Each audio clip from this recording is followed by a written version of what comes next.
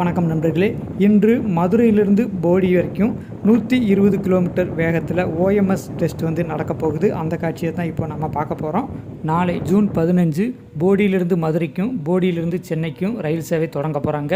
அதற்கு முன்னதாக ரயில் தண்டவாளங்களின் அதிர்வுகளை கண்டறியக்கூடிய oscillation monitoring system OMS test இன்றைக்கி பண்ணுறாங்க. ஒரு ரயில் இன்ஜினும் 2 பெட்டிகளும் கூடிய ரயிலோட இன்றைக்கி சோதனை பண்ணுறாங்க. மதுரையிலிருந்து போடி வரைக்கும் கொஞ்ச நேரத்துக்கு முன்னாடி இந்த சோதனை ஓட்டம் நடந்துச்சு. அந்த வீடியோ நம்ம போஸ்ட் பண்ணியிருக்கோம். இப்போது போடியிலிருந்து மதுரை நோக்கி இந்த சோதனை ஓட்ட ரயில் வந்துக்கிட்டு இருக்கு.